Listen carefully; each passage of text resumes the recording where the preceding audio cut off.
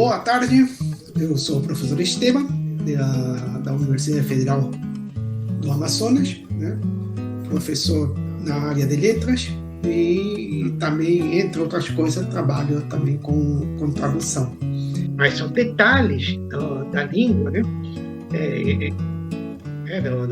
Dos pronomes, do possessivo, né? Nesse caso, de que às vezes para quem está aprendendo a língua fica mais complexo de entender essas nuances, né? Em espanhol, la noche anterior habían llegado de Roma ya tarde y muy cansados y encontraron primorosamente preparados aseo, mesa y cama. A gente está fazendo a tradução, estamos indo por pedaço curto, né, comentando, mas em termos literários, né, se a gente vai analisar, aqui há uma mudança assim, estratégica bem interessante, porque muda o tempo, né? Estava se falando a gente começou aqui desde lá em cima, desde o início do primeiro dia, né? Quando começa o ponto, né? Que chega o Júlio, o irmão, chega em casa, né? E sozinho, né? E aí Salvatore quer saber cadê sozinho sem o chapéu, né? Aí vem essa confusão, quem é? Sim. Cadê? Quando pergunta, bom, quem? O chapéu ou o inglês, né? Então, isso é um dia já de manhã com o sol, já está quente, está respirando, né? E agora vamos saber os detalhes do que aconteceu na noite anterior. O que aconteceu? Aí vamos ver que ele queria dormir, mas não foi dormir. Tá? Porque o inglês que saiu, vai lá conhecerá, se encontrar com a Julieta, né? Então aqui é a mudança do tempo, né? Se a gente vai fazer análise literária, aqui é a quebra, aqui que a narrativa tem uma quebra e o narrador vai nos colocar no dia anterior para entender por que tanta preocupação do irmão mais velho, né? Com esse inglês, né? Eles saíram, foi na noite anterior.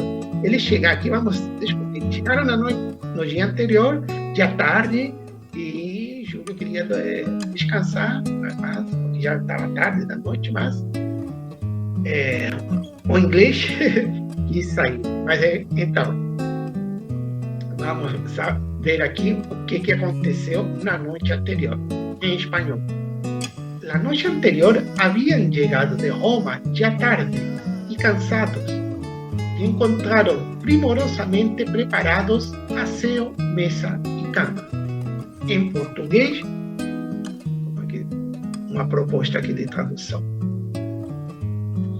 Na noite anterior, haviam chegado, a questão do verbo, né? Haviam chegado, ou chegaram. E aí a gente tem que ser coerente com como vamos traduzir, né, o verbo.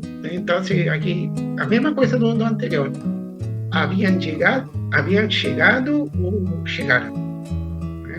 Então, se lá em cima a gente botar muda, aqui também poderíamos mudar, tá? Então, aqui também, assim como um pouco em cima, né? A gente tem o tempo verbal, que aqui a gente mantém o composto, mas em espanhol, em português, poderíamos ter deixado chegaram. Na noite anterior, chegaram de Roma, já tarde e muito cansados. E encontraram banheiro, mesa e cama bem preparados. Aqui muda o preparado, né? E encontraram primorosamente preparados aseo, mesa e cama. Que aqui a gente botou. E encontraram banheiro, mesa e cama bem preparados. Professor, esse bem preparados, como em espanhol fala primorosamente, ¿no podría ser lindamente preparados, porque bem preparados es como, digamos, normal, pero como fala primorosamente, o sea, con cuidado, con esmero. Eu não achei uma palavra em português para esse detalhe assim. Eu coloquei Esse, lindamente. não sei, concordo com você que pode mudar esse bem. Vou marcar aqui. Mas lindamente, não sei se que primorosamente, de primor, com cuidado. Isso. Né? Essa é outra opção, tá? Deixa, marca aqui. Eu vou marcando porque são as coisas que a gente fica, vê mais de uma opção, tá? Mas creio que assim, outra palavra, né? Esse bem preparados, sim, mas não primorosamente preparados, né? Em espanhol. Adelina, lembra que é a esposa de Salvatore, né? Adelina se había ocupado de todo con aquella eficiencia bulliciosa que la caracterizaba sin hacerle caso al marido, que iba de acá para allá, más que ayudando, estorbando con tantas atenciones. Adelina, né? Arrumando a casa e o outro preocupado e atrapalhava mais do que ajudava, né? Esse budicioso, budício é barulho, budicioso, né, barulhento, mas como eu falei no início, Mustang, né, se a gente vai procurar na RAE, né, outro dicionário em espanhol, budicioso também tem outro sentido, né? E aqui no sentido de agitada, né? De bulliciosa, de agitada, né? Eu escolhi, tá? para botar aqui na tradução, né? Em português. Adelina cuidava de tudo com aquela eficiência agitada, porque ela parece que era meio hiperativa, né? Que a caracterizava. Era a característica dela. Está vendo como está falando das características de cada um, de cada personagem? Vão ficando muito claras, né? Qual é o subjetivo, né? A maneira de ser de cada um deles. A gente já estava vendo dos dois irmãos, tem um momento antes também que fala do pai, né? Que foi que começou o negócio, né? E agora aparece a Adelina, a esposa do irmão mais velho, e também tem suas características, né? Então, Adelina cuidava de tudo com aquela eficiência agitada que a caracterizava, não dando atenção ao marido, que ia de um lado para o outro, mais do que ajudando, atrapalhando com tantas atenções. Comentários? Professor, eu também vi esse termo bulliciosa, no sentido que o senhor colocou, mas eu coloquei eficiência empolgante, como no sentido de agitada também, porque era algo característico dela, ela era muito viva. Uhum. Poderia, né? Uma eficiência empolgante. Só não vou mudar aqui, Márcia, porque eu queria deixar no meio muito barulhenta, tá? Mas poderia ser também, tá? Fica aí marcado, né? Que é isso que eu sempre repito isso, né? A gente vai fazendo a tradução e vai marcando. E isso é bom de trabalhar com mais uma coluna, para ir preservando isso e marcando para saber onde é que a gente parou, onde é que a gente discutiu, para ver se depois, quando começar, que vocês podem fazer. Hoje a gente termina essa parte da tradução, a proposta não era traduzir o conto todo, né? E se ir trabalhando a tradução, e E depois você pode ler, começar de novo, a ver, ler a tradução, ler primeiro a parte em espanhol, toda, e depois vão e leem toda a parte em português. Que aí, para ver se está fluido, se está andando. Porque às vezes a gente muda uma palavra, sim, essa palavra é melhor. Mas quando a gente lê, né, a sequência, aí fica estranho. Isso do verbo, né? A gente tem opções, né?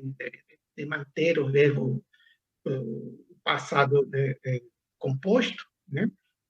Em português também existe, mas se usa menos, né? Que em espanhol.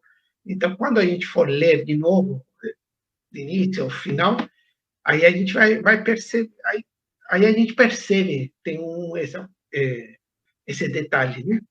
Então, a gente vai deixando. Esse aqui, esse agitado, eu vou deixar, mas é uma palavra que pode mudar, tá? Aceitaria outras opções. En español, el joven Julio raramente podía disfrutar de las delicias de la vida doméstica desde que murió su madre y vivía, con muchos libros, pero poca atención, en las dependencias de servicio del obispo Orsini. O jovem Júlio tem a parte fonética, né? Fica mais interessante em português, né? Que isso aí em espanhol não tem. El jovem Júlio, né? Em português fica mais interessante a fonética. O jovem Júlio raramente desfrutava das delícias da vida doméstica, desde que sua mãe morrera, tá vendo? Murió, morrera. E ele viveu com muitos livros, mas pouca atenção no aposento de serviço do bispo Orsini. Viveu, não vivia, né? E ele vivia, aqui esse verbo, né? No sentido que passava o tempo todo, né? Aí, podia colocar também, e ele passava o tempo todo, passava a maior parte do tempo, né? E aí tem a entrevírgula, né? Com muitos livros, mas pouca atenção. Né? Que com muitos livros, pero pouca atenção. Né? No aposento, que ele, na dependência, aposento, né? No quarto de serviço do bispo, aí vai ver esse aposento também. Fica bom esse aposento, que parece ser mais da época, né? Mais antigo, mas é em espanhol. Com íntima satisfação, se preparou para entregar-se a aqueles inocentes gozos. Né? Agora está falando o Júlio, né? Em português. Com íntima satisfação, preparou-se para entregar-se àqueles inocentes alegrias, aquelas inocentes alegrias. Né? Com íntima satisfação, preparou-se para entregar-se àquelas inocentes alegrias. Profesor, como fala gozos en español, podría ser también prazeres, inocentes prazeres, en vez de alegrías. Para uma pessoa ligada com a religião, religioso, esses prazeres também não sei a palavra, não sei a mais apropriada, né? Com gozos. Eu sei más como é prazer, porque ele quer ir para, ele quer desfrutar de tudo que a Adelina preparou. Então, eu acho que é uma coisa mais prazerosa que alegre, ainda quando tenha esse sentido de pecado, prazer. Mas, na verdade, ele está se referindo à vida lá com o bispo. Com muitos livros e poucas atenções. Entendo. Aqui esse pedaço é grande, né? Maior, né? Em espanhol. Assim que, Cuando el huésped manifestó su intención de ir a dar un paseo, se desentendió completamente del asunto y le hizo saber que aquellas no eran horas de irse a pasear, sino de descansar después de un viaje tan largo, tan caluroso y tan polvoriento. No tinha estado asfaltada, né? E com cavalos, proposta em português, tradução. Né? Assim que, traduzindo, assim, quando o hóspede manifestou a intenção de dar um passeio, ignorou completamente o assunto e informou de que não eram horas para passear, mas para descansar, depois de uma viagem tão longa, quente e poeirenta, né? Polvorienta, tão polvorienta, poeirenta. Assim, quando o hóspede manifestou a intenção de dar um passeio, ignorou completamente o assunto e informou, ou seja, informou o inglês, né? De que não eram horas para passear, mas para descansar depois de uma viagem tão longa, quente e polvorienta, né? E poeirenta, né? Certo? Aí ficamos na página 9, eu pensei que a gente ia para D, eu estava pensando, olha, vou ter mais de uma página aqui, pensei que ia ser mais rápido. Bom, fica aqui depois de polvorienta, aí fica mais uma página que eu coloquei aqui, tanto do texto quanto da proposta de tradução. Essa outra parte também mais melhor, né?